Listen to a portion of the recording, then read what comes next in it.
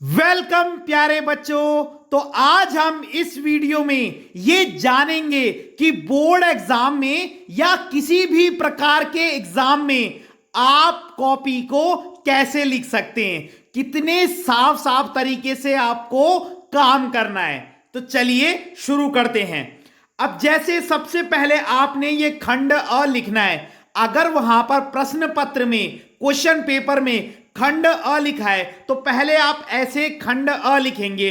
उसके बाद प्रश्न एक, आपको प्रश्न उतारने की आवश्यकता नहीं है, लेकिन इस प्रकार से आप प्रश्न एक लिखेंगे।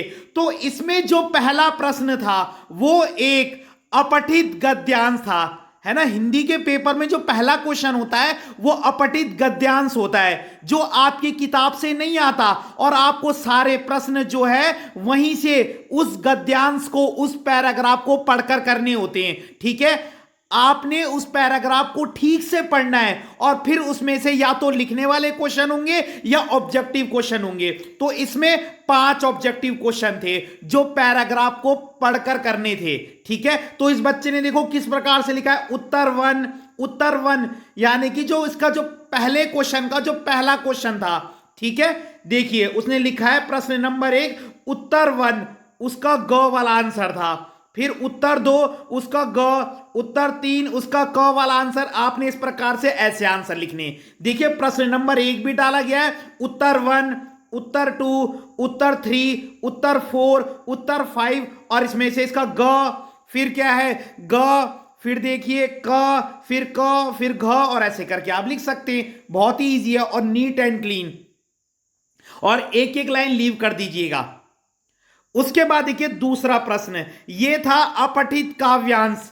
जैसे आपने ऊपर गद्यांश देखा, इसमें एक पोयम दी होती है, ये भी आपकी किताब से नहीं होती। तो आपने उस पोयम को पढ़कर, उस कविता को पढ़कर, ठीक है, वहीं से क्या है प्रश्नों के उत्तर देने। तो इसमें भी 5 क्वेश्चन थे, तो इसको भी आप ऐसे ही करोगे। देखो उत्तर 1 इसका ख वाला आंसर था, फिर उत्तर 2 इसका भी ख वाला आंसर था, उत्तर 3 इसका घ वाला आंसर था। तो आपने इस प्रकार से लिखना है। देखिए ठीक है, यहां पर आपने प्रश्न का जो उत्तर है, ठीक है, और उसकी संख्या एकदम सही डालनी है।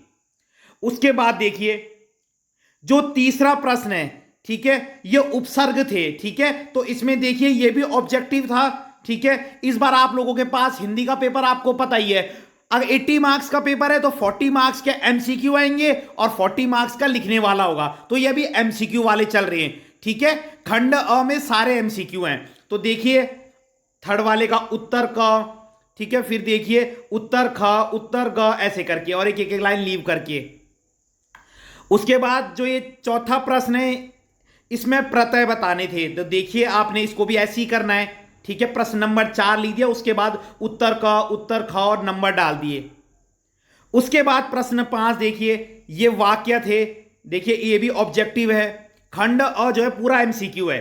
ठीक है, उसके बाद देखिए ये प्रश्न नंबर जो 6 था, ये पठित पैराग्राफ था, मतलब आप लोगों की बुक से ही जो गद्यांश है, ठीक है, उसमें एक पैराग्राफ दे रखा था और आपको वहीं से पढ़कर 5 एमसीक्यू करने थे। तो ये देखिए इस बच्चे ने इस तरीके से कर रखे पांचों। उसके बाद 2 एमसीक्यू थे। ये एमसीक्यू जो है, इसके लिए आपको कोई पैराग्राफ नहीं मिला, ये बुक से जो है गद्यांश से, ठीक है, किसी भी पार्ट से पूछे हुए 2। ठीक है, तो ये 2 बैलों की कथा से। उसके बाद प्रश्न नंबर जो 8 है, इसमें आपको एक पोयम का पठित, जैसे अभी ऊपर क्या दिया था, ठीक है, ऊपर जो 6वां क्वेश्चन था, इसमें जो है आपको काव्य खंड से जो है कोई पोयम की लाइनें दी होंगी और आपको 5 क्वेश्चन दिए होंगे। तो ये देखिए 5 क्वेश्चन हो गए। उसके बाद फिर काव्य खंड से 2 एमसीक्यू होंगे। ठीक है, उसके बाद खंड ब में जो है सारे लिखने वाले होंगे। तो देखिए क्वेश्चन नंबर 10, देखिए 2 मार्क्स के सारे, ये सुमति के चरित्र की विशेषताएं। देखिए बच्चे ने कितने अच्छे से लिख रखा पॉइंट में। ख वाला, ठीक है, हीरा मोती के बारे में। ग वाला लासा की ओर से, ठीक है, ये जो है ये वाला घ वाला क्वेश्चन भी लासा की ओर से। सब 2 मार्क्स के हैं। आप देख सकते हैं कितना साफ सुथरा काम है। ठीक है, तो ये वीडियो इसीलिए बनाई गई है कि आपने काम करने के पैटर्न को देखना है, शब्दों के बीच में कितनी दूरी है। देखिए बहुत चिपका के नहीं लिखना आपने। ये देखिए सारे क्वेश्चन के आंसर देखिए आप। ये देखिए ये कृतिका से 4 मार्क्स का क्वेश्चन देखिए, 4 मार्क्स का क्वेश्चन है ये देखिए। तो आपने अगर पॉइंट में लिखने हैं तो लाइन लीव करके, जैसे एक पॉइंट पूरा हो गया तो लाइन लीव करके दूसरा पॉइंट, और शब्दों के बीच में पर्याप्त गैप होना चाहिए, बहुत चिपका के नहीं लिखना आपने, ठीक है। ये एक लघु कथा थी, मेहनत का फल मीठा होता है। ऐसे ही आप अगर अनुच्छेद आएगा तो आपने ऐसे ही लिखना है देखिए, और कटफट नहीं करनी आपने। कटफट, अगर आपसे मान लो कोई शब्द गलत हो जाता है तो आप लोग क्या करते हो, ऐसे कर देते हो, ऐसे करके नहीं। अगर कोई शब्द गलत हो गया तो उसमें बस एक लाइन ऐसे करके, बस ऐसे, बस दैट्स ऑल, ठीक है। तो यहां पे देखिए कितना साफ काम है। उसके बाद है संवाद लेखन। देखिए संवाद लेखन, देखिए हिंदी की परीक्षा को लेकर संवाद था, तो देखिए बच्चे ने कितना अच्छा लिखा है, एकदम साफ सुथरा काम है। तो मार्क्स कटेंगे कैसे आप बताइए, देखिए कितना साफ सुथरा काम है, राइटिंग से लेके प्रेजेंटेशन से लेके, तो आप लोगों ने भी इसी प्रकार से काम करना है, ठीक है। तो अगर आपको वीडियो पसंद आई हो तो लाइक कीजिएगा, कमेंट कीजिएगा और चैनल को सब्सक्राइब जरूर कीजिएगा। धन्यवाद।